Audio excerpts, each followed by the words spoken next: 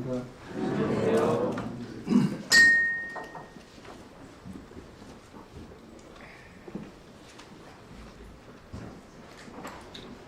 새해가 되면은 다들 한 해 이루고 싶은 소원을 주님 앞에 기도로 드리는 그런 마음을 갖게 됐죠. 저는 올 한 해 이 빌립보서의 말씀에서 나오는 그리스도를 얻고 그 안에서 발견되는 삶을 소원가져봤습니다.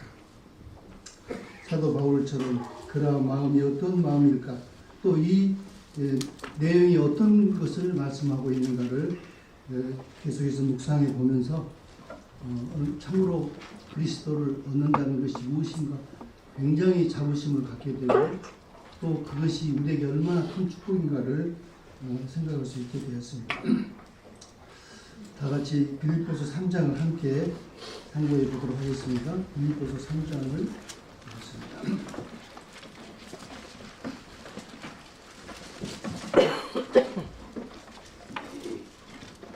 3장 1절부터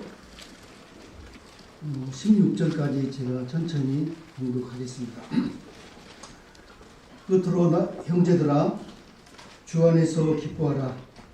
너희에게 같은 말을 쓰는 것이 내게는 수고로움이 없고 너희에게는 안전하니라. 개들을 삼가고 행악하는 자들을 삼가고 몸을 상해하는 일을 삼가라. 하나님의 성령으로 봉사하며 그리스도 예수로 자라라. 육체를 신뢰하지 아니하는 우리가 곧 할례파라.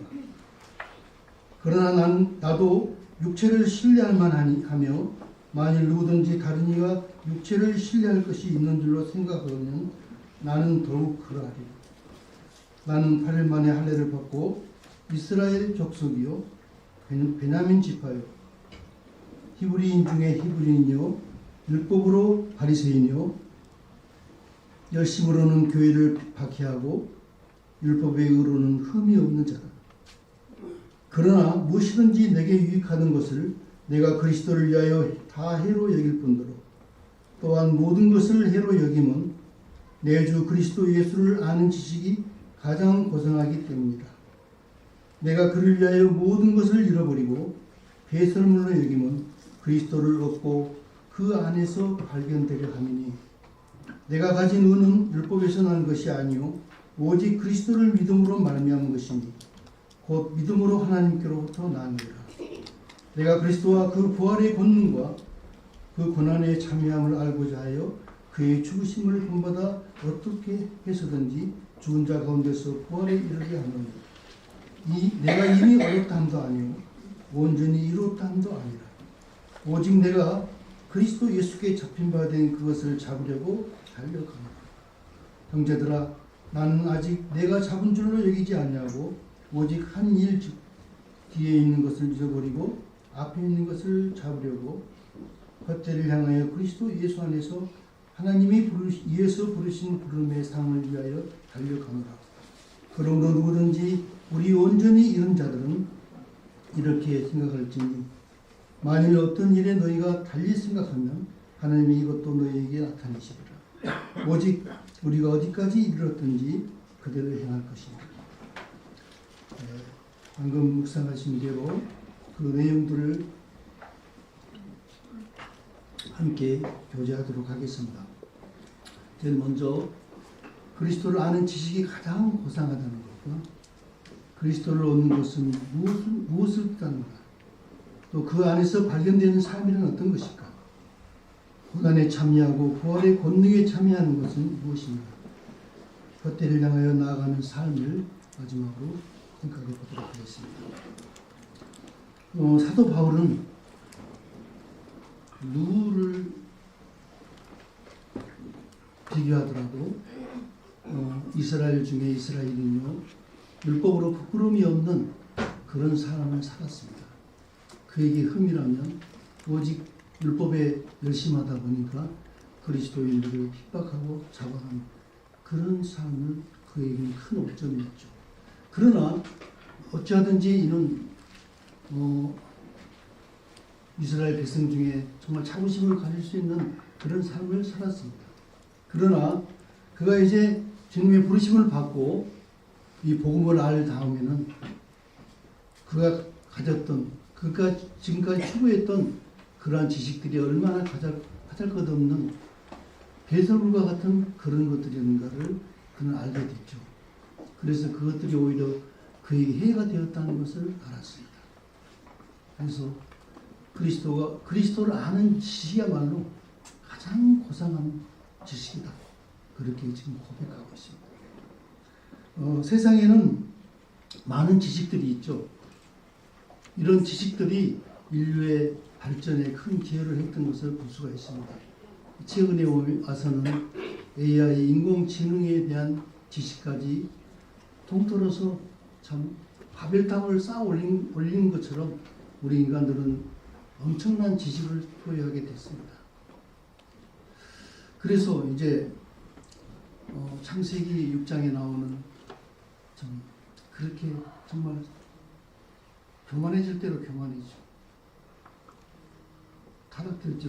타락이 되어서 하나님께서는 사람 지으심을 한탄할 그러한 교만함에 우리가 이르게 된 거죠.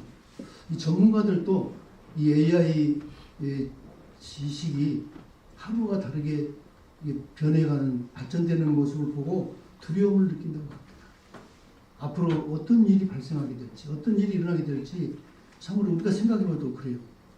정말 예측할 수 없는 그런 지금 위험한 상태로 인류는 달려가고 있습니다.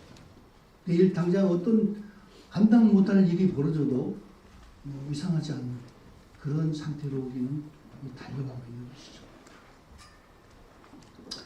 그러나 이 많은 지식 중에 지금 사람들에게 제일 인정을 받고 있는 것은 사람을 아는 지식이죠. 다시 말해서 인체를 아는 지식이 가장 인정을 받고 있습니다. 왜냐하면 우리 목숨이 중요하고 또 건강을 잃으면 모든 걸 다 잃어버린 거잖아요.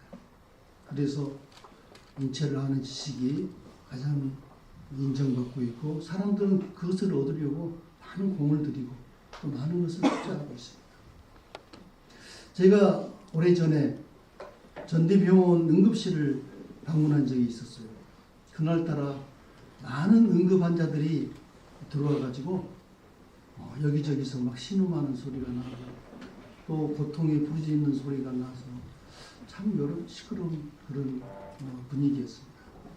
그런데 그 틈사이에 바쁘게 오가는 흰 가운을 입고 그 죽을 목숨을 살리고 또 그들을 고통에서 건져주는 그 손길이 있었습니다. 그때 저는 그 의사들의 그 직업이, 그들이 하는 일이 굉장히 놀라운 그런 모습으로 비춰졌어요. 부러웠습니다. 그런데 돌아오는 길에 주님께서 이렇게 말씀하신 것 같았어요. 네가 보기에 저들이 참 부럽냐?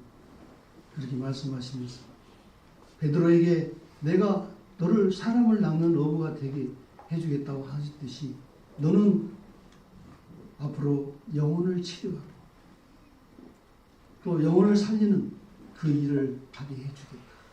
그렇게 말씀하시는 것 같았어요. 그래서 저는 마음속으로 주님 그랬습니다.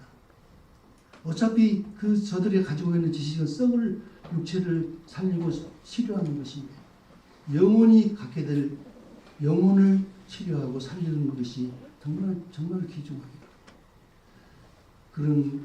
그러면서 그 순간 굉장히 자부심을 갖게 된 순간이었어요. 저는 그 후로 성경을 더 많이 보고 열심히 상고하는 그렇게 생활을 했습니다.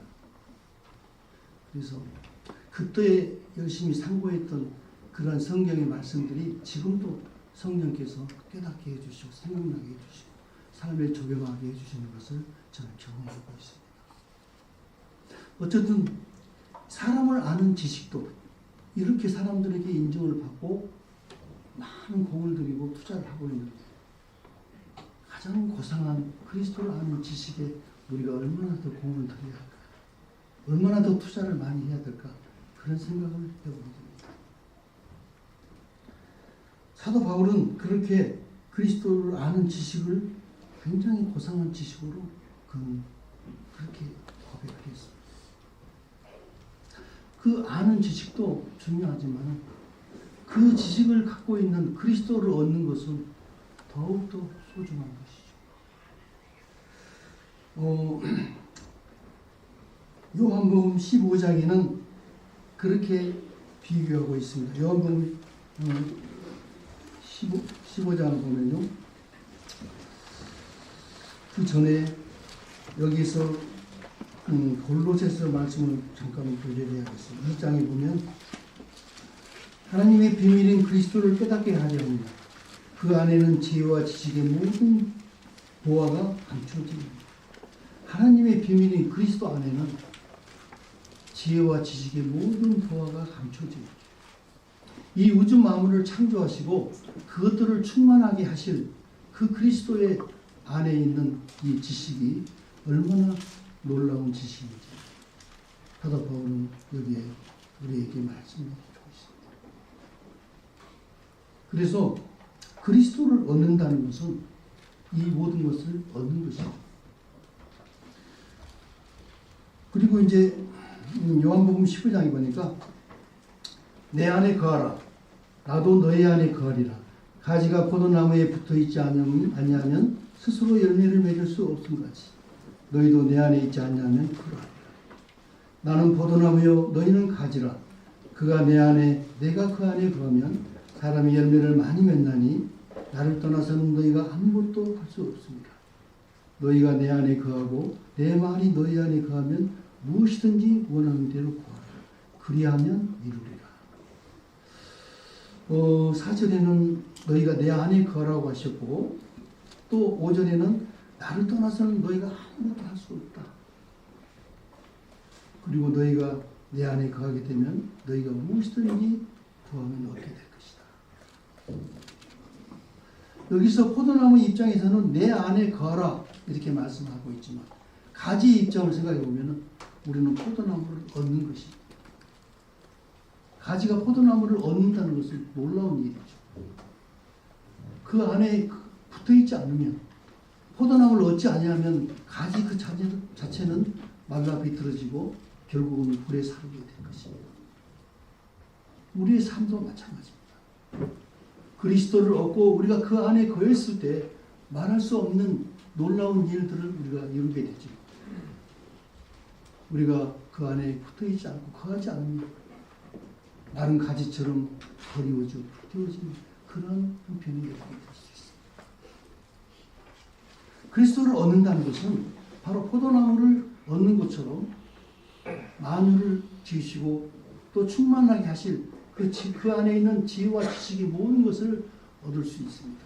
그래서 주님이 너희가 보혜사 성령에 오시면은 너희가 내가 하던 일을 너희도 할 것이고 너희도 더 큰 일도 하게 될 것이다. 그렇게 말씀하시죠. 그래서 그리스도를 얻는다는 것은 성령을 받는 것으로 우리가 해석할 수가 있습니다. 우리가 금요일 날 성경 공부를 했는데요. 우리 안에 계신 성령에 대해서 공부를 했습니다. 그런데 그런 해석의 글이 있었어요. 우리가 셰익스피어와 같이 그런 훌륭한 작품을 쓸 수는 없다. 그러나 셰익스피어의 재능이 우리 안에 들어온다면 우리는 로미오와 줄리엣과 햄릿과 같은 그런 훌륭한 작품을 쓸 수 있다. 이렇게 표현하고 있었어요. 그리고 우리가 그리스도와 같이 살 수는 없지만 그건 불가능하지만 그리스도의 영이 우리 안에 들어와서 그리스도를 얻는다면 우리도 그리스도와 같이 살 수 있지 않느냐. 그런 말이 그 기가 있었습니다. 그렇습니다. 그리스도를 얻는다는 것은 우리가 그리스도와 같이 살 수 있는 그런 가능성을 얻는 것이고 충분히 그렇게 우리도 살 수 있다는 것을 우리가 알 수가 있습니다. 그래서 가지가 포도나무를 얻고 그 포도나무의 진액을 모두 얻어서 이제 하늘에 속한 신령한 열매를 우리가 맺을 수 있는 것이죠. 우리는 그런 삶을 지금 살고 있습니다.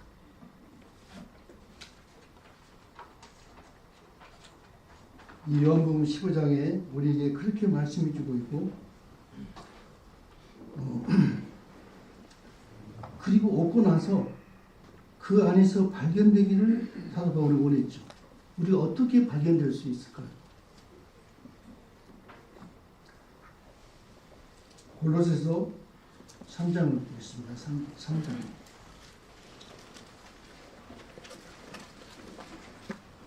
그러므로 너희가 그리스도와 함께 다시 살리심을 받았으면 위의 것을 찾으라. 거기는 그리스도께서 하나님 우편에 앉아 계십니다. 위의 것을 생각하고 땅의 것을 생각하지 말라. 이는 너희가 죽었고 너희 생명이 그리스도와 함께 하나님 안에 감춰졌습니다. 에베소서 1장 10절에는 예수 그리스도께서 하늘에 있는 것이나 땅에 있는 것이 다 그리스도 안에서 통일되게 하려 하십니다. 다른 말로 바꾸면 성경에는 하늘로 표현되어 있지만 실상 우리가 해석해 보면 하늘은 보이지 않는 세계입니다. 하늘이라고 해서 저 태양계 우주, 보이는 우주가 아니라 우리 하나님의 세계, 알파와 오메가요, 영혼 자체이신 그 하나님의 세계에서 우리는 그 생명을 얻었기 때문에 우리는 그 보이지 않는 그 영원한 세계에서 자신을 발견하는 그러한 믿음을 가져야 돼요. 우리 하나님께서 영원하시기 때문에 우리는 그 하나님의 생명에 감춰진 그런 삶을 살고 있습니다.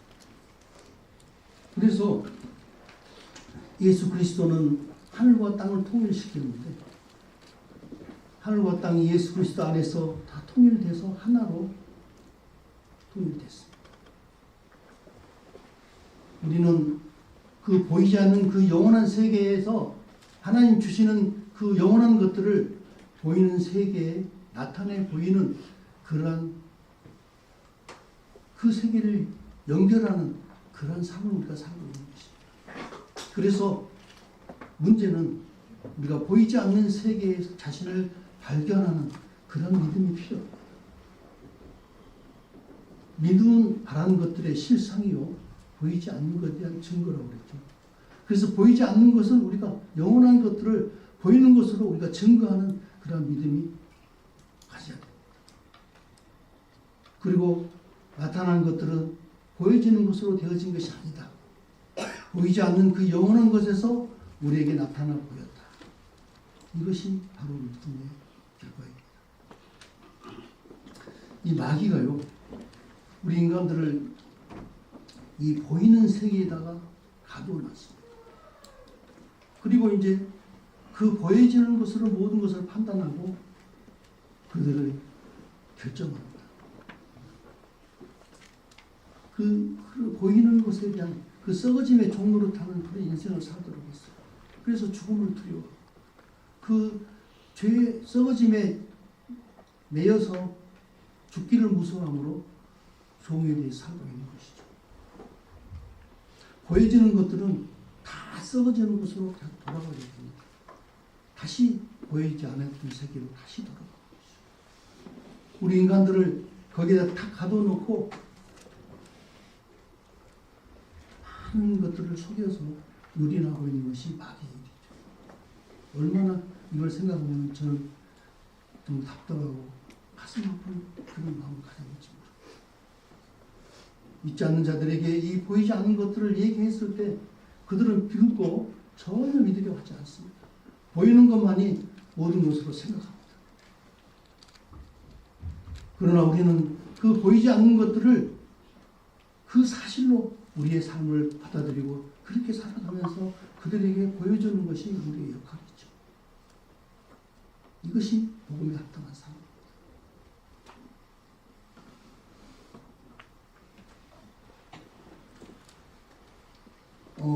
하나님께서는 이 보이지 않는 세계에서 하나님의 나라를 지금 세워가고 있습니다. 예수님이 빌라도에게 신문을 받으실 때 빌라도가 이렇게 물었습니다. 내가 이 나라의 왕이냐? 그렇게 물었죠. 예수님께서 뭐라고 답했습니까? 내 나라는 이 세상에 속할 것이 아니다.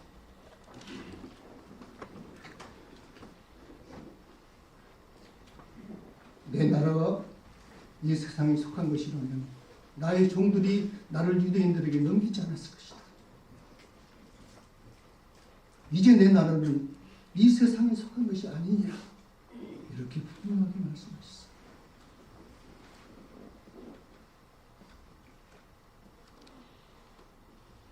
우리는 이 보이지 않는 하나님의 나라의 것들을 보이는 이 세상에다가 내보여주는 그런 삶을 살아야 합니다. 우리가 날마다 거울을 보듯이 우리가 이 성경의 말씀을 보면서 우리의 티나 주름 잡힌 것이나 돌패진 것이 없는지 살펴보고 그것들을 말씀으로 심는 그런 생활이 필요하죠. 우리의 썩어질 육신은 날마다 거울로 들여다보면서 우리의 새로운 하늘의 형체를 입은 이 새 사람을 그렇게 무관심하게 살 수는 없습니다.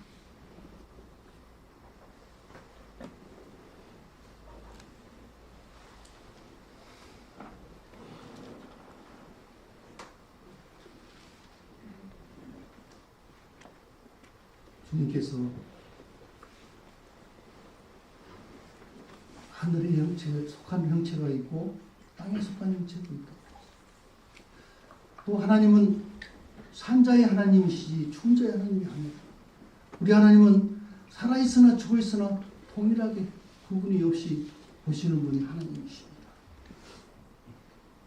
그래서 하나님께 대해서는 모두가 다 살아있는 것이 다만 하나님 앞에 잠자고 있을 겁니다. 우리 주님은 죽은 지가 나흘 되는 썩어가는 이 나사로를 잠자는 자를 깨우듯이 나사로야 일어나라 깨우셨습니다. 그것이 바로 우리 주님이 이루신 부활의 권능입니다.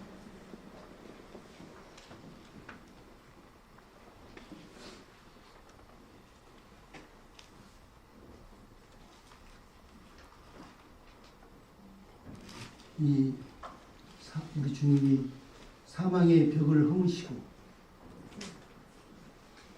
전혀 이 죽음과는 우리하고 상관이 없는 그런 담대한 믿음을 갖기를 원하십니다. 내가 지금 살아있으나 또 이 육체를 떠나서 죽은 자 가운데 있다 할지라도 하나님께 대해서는 산 자입니다.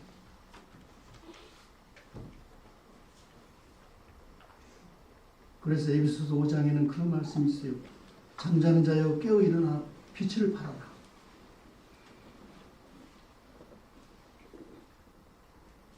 이렇게 살아있지만 죽은 자와 같이 잠자는 자들이 있으니까 빛을 발하라.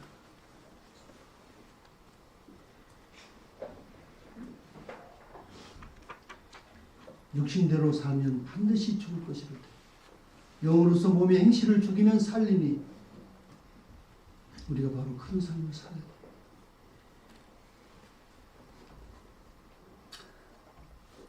또한 우리가 그 안에서 발견될 뿐만 아니라 이제 어떠한 모습으로서 보여져야 됩니다.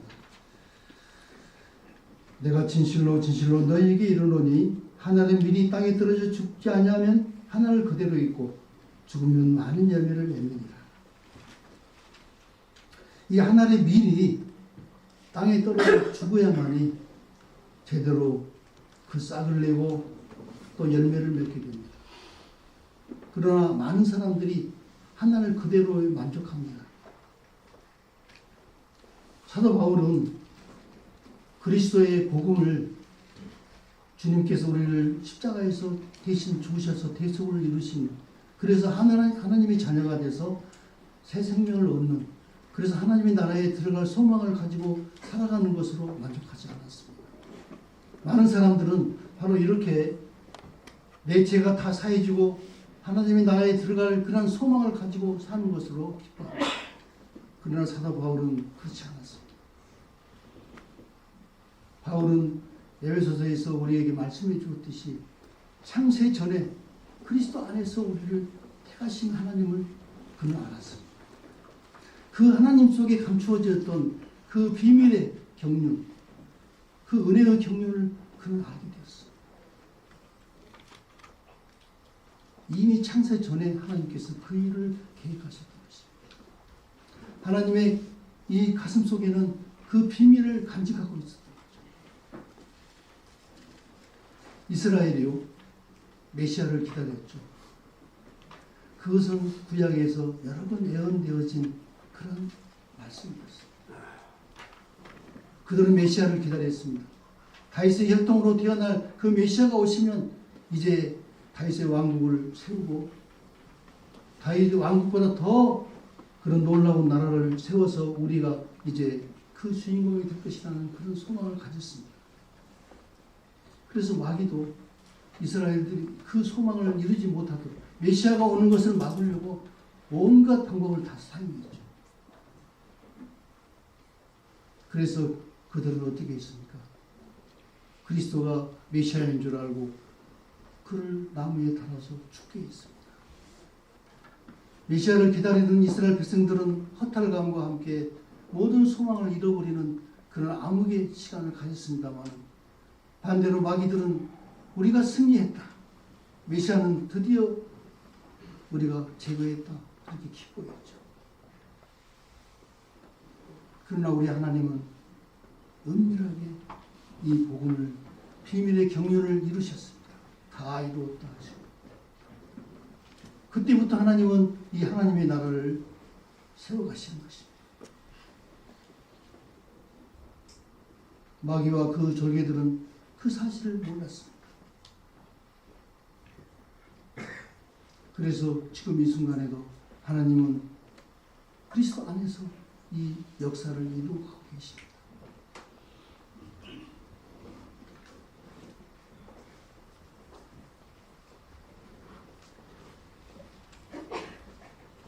하나님 미리 땅에 떨어져서 죽고 그것으로 인해서 이제 부활의 권능으로 새 역사를 이룬 것입니다. 우리 주님은 이 땅에 육신으로 오셔서 우리의 모든 죄의 짐을 지고 그 죽음으로써 고난에 참여함으로써 우리의 죄를 다 사해 주시고 부활의 권능을 통해서 새로운 생명을 얻으시고 하나님 보좌 앞에 나아가서 모든 영광을 얻으셨습니다. 하늘과 땅의 모든 권세를 다 얻으셨죠. 그 예수님을 이제 우리가 얻게 된 것입니다. 우리도 동일하게 그 안에서 주님의 모든 것을 함께 누리고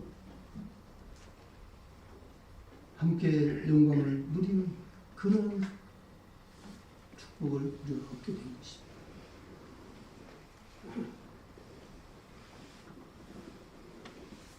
그래서 우리도 동일하게 주님이 가신 그 길을 주님이 열어놓으셨기 때문에 우리가 믿음으로 그 길을 나아가는 것입니다. 이 하나를 그대로 우리는 절대 만족할 수 없는 삶입니다. 거기서 우리 자신이 죽고 부활의 권능을 통해서 새로운 생명의 형체로서 나타나야 됩니다. 그것을 여러분 보고 있습니까? 그것을 의식하고 살아갑니다.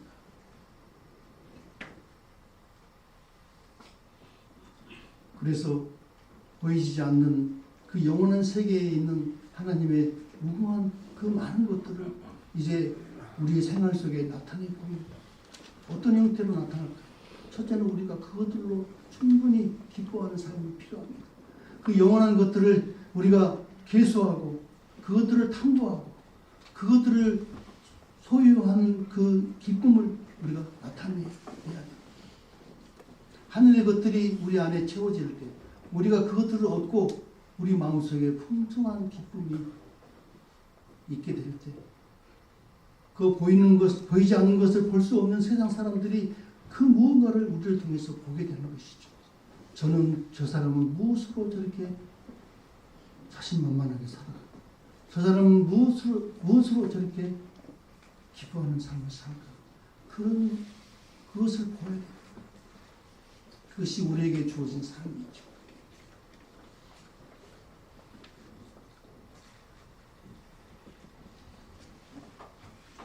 하나님의 미리 고난에 참여함으로 인해서 부활의 생명을 얻고 그것을 나타낼 때 하늘에 속한 그 성령의 열매들이 우리의 삶에서 맺어지게 되는 그런 풍성한 역사가 일어나죠.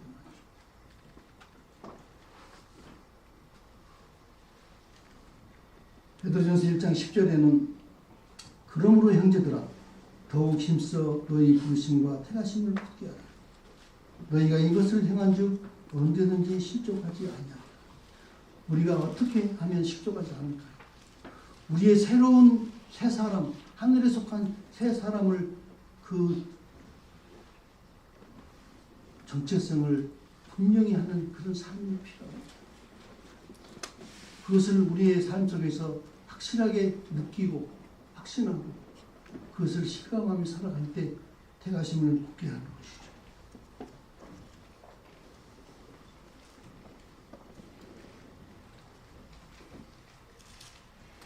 어떻게 하셨는지 이 하나님의 밀로 만족하는 삶을 산다는 것은 참으로 안타까운 삶이죠.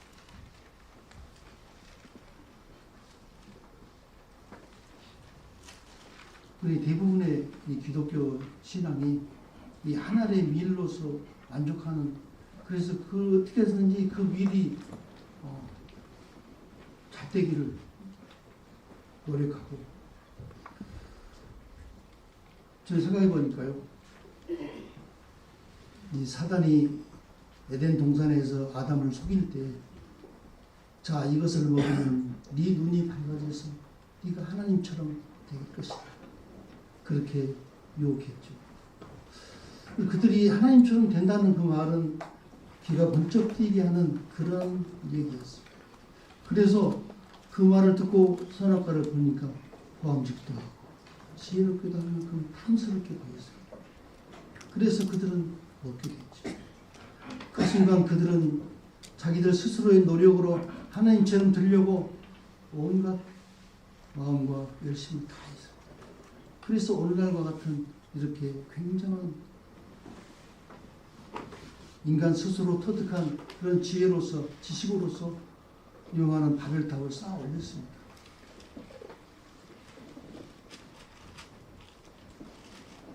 그런데 하나님께서는 우리를 사랑하실 때 은혜로서 우리에게 그리스도 안에서 우리에게 지혜를 주시고 또 성령으로서 그것들을 우리 안에서 이루셔서 우리가 하나님처럼 되게 해주셨다는 것입니다. 우리는 우리 스스로가 하나님처럼 되려고 그 온갖 노력과 열심을 다했는데 우리 주님은 그냥 은혜로서 우리에게 하나님처럼 되게 해주신 그것을 준비하셨어요.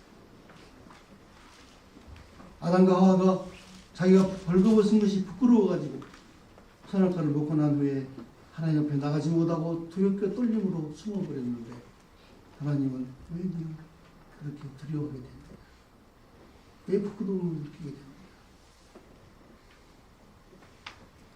하나님께서 왜 그들을 벌거벗긴 상태로 받으시기를 원했을까요? 그들에게 은혜를 베푸시기 위함입니다. 그들이 벌거벗었어도 하나님 앞에 전혀 거리낌 없고 부끄러움이 없이 살아갈 수 있도록 그분은 우리를 사랑하신 것입니다.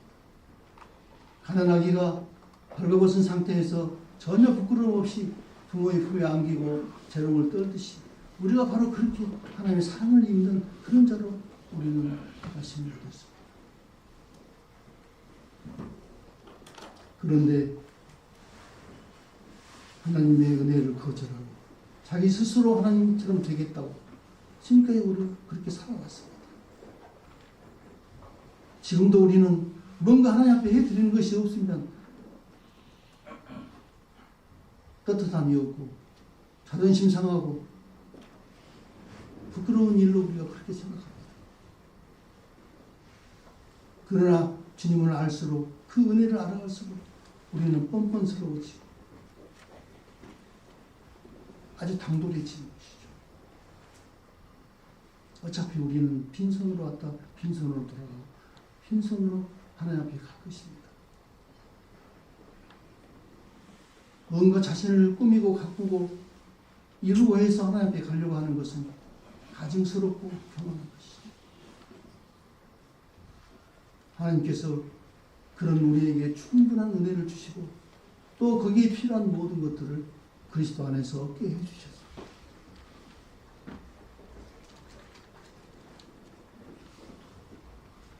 다만 우리는 하나님을 갈망하는 그런 믿음의 신앙이 필요하죠.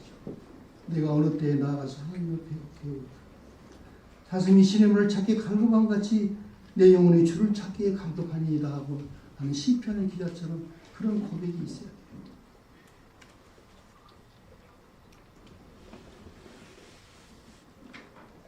우리 하나님은 우리가 무엇을 할 수 있느냐가 중요한 게 아니라 하나님 앞에서 어떤 사람이 되느냐를 중요하게 생각하십니다.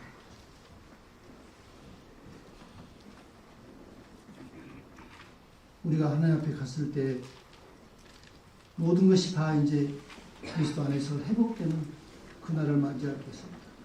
그때 우리는 부족함이 없죠. 또 모든 것이 가능한 그런 세계에서 하나님 앞에 배울 것입니다. 그때는 무엇이 중요했습니까? 그 거룩하시고 온전하신 하나님 앞에 우리가 전혀 그분 앞에 부끄럽지 않는 것은 우리가 무엇을 했노라, 이 땅에서 무엇을 내 삶에서 남겼노라, 그것이 아니라 하나님 앞에 정말 순전하고 하나님 앞에 정말 거룩하고 흠없는 그렇게 보존되어진 우리 모습이 참으로 중요하고 귀한 것이죠. 어제도 결혼 혼인회식이 있었습니다만 우리가 이 거룩한 성스러운 혼인회식을 우리는 기다리고 있습니다. 하늘에서 그 수많은 증인들과 천사들 앞에서 원래 혼인회식은 신부가 제일 주인공이죠. 어제도 신부가 참 아름답게 보였고 신부의 그 기뻐하는 모습이 참 나도 저런 모습으로 주님 앞에 나가야 할 텐데 그런 생각을 했는데요. 그때 우리가 주님이 정말 자랑하고 싶은 모든 천사들 앞에 자랑해 보이고 싶은 그런 신부의 모습으로 우리가 나가야 될 것입니다. 그러면서 저는 김건희하고 김혜경 여사를 생각해봤어요. 김건희는 얼마나 부끄러운 신부입니까? 정말 말하기도 부끄러운 그런 사람. 그러나 요즘에 김혜경 여사를 보니까 외국에 나가서도 참으로 많은 사람들에게 관심을 받고 모두가 칭찬하는 그런 모습이 김혜경 여사를 볼 수 있죠. 우리도 하늘의 그 거룩하고 영광스러운 그 신랑 앞에 자랑하고 싶은 신부의 모습으로 나가야 할 것입니다. 부지런히 우리의 삶에서 자신을 다듬고 하늘의 것으로 우리의 그런 단장을 해서 그날에 우리는 정말 꽃과 같은 자랑스러운 그런 모습으로 모든 사람 천사들 앞에 서게 되고 우리 주님의 자랑이 되는 것입니다.